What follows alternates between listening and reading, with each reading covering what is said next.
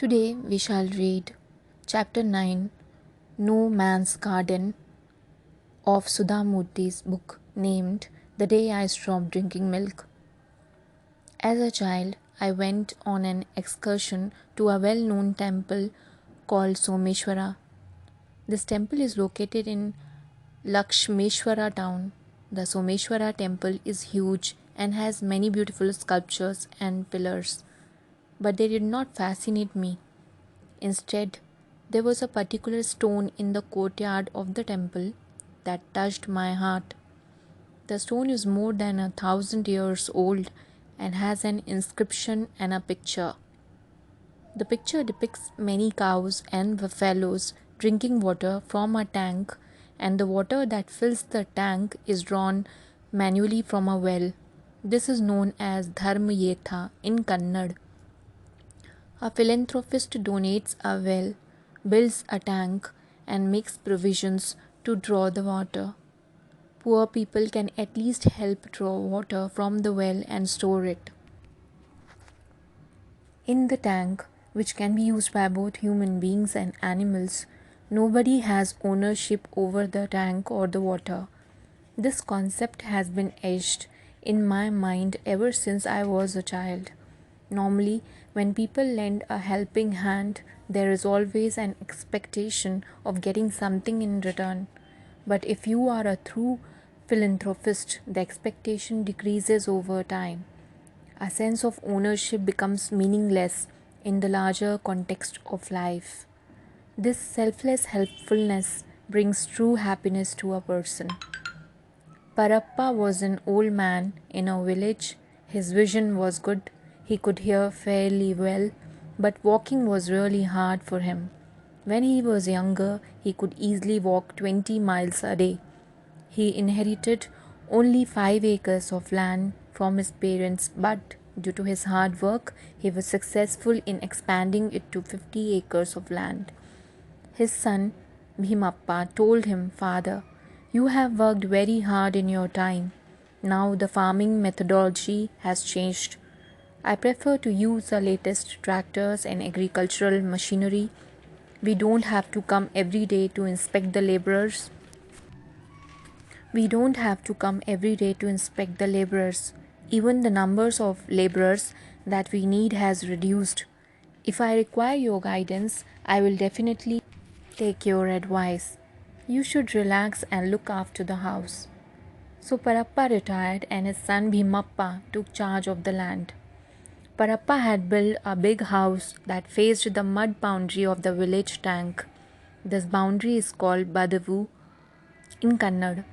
In the village, Parappa became known as Badu Vina Parappa, and the Badavu became his identity. Every evening, Parappa sat in the veranda of the house and his friends joined him to discuss the village news. Parappa was a prosperous farmer and had many servants. Bhimappa's wife had a maid called Parappa. She came and cleaned the house every day. She was very talkative and brought all the juicy news of the village. It became a regular practice for Parappa to finish his breakfast and sit in the veranda facing the Badvu and talk to Parappa while she worked. Parappa was even better than the local newspaper and gave Parappa the inside stories of the village. Parappa also told Parappa about her domestic problems. She had a large family, her husband, his parents, 2 children, and a brother-in-law with his 3 children. Her husband worked in Parappa's farm, but still life was not easy for them. One morning, Parappa started her news bulletin. "There is a new disease in our vegetables, so the price of vegetables in the village has become 10 times its usual price. Even the rich people are finding the vegetables expensive and are thinking twice before spending money on vegetables. 1 kilo of tomatoes is more expensive than 2 liters of milk." "Oh, yesterday I had such a tough time," she said, sighing. "What happened?" Parappa asked. "Yesterday, my sister and her family of 5 suddenly came to our house. Since they were our guests, I had to give them good food. I made roti, rice, and dal, but I could not get any vegetables. It was very embarrassing for me. Why didn't you have vegetables? How can I buy vegetables at this price? You know that our village fair is only once a week. Even though I buy vegetables at the fair, I don't have a refrigerator to store them.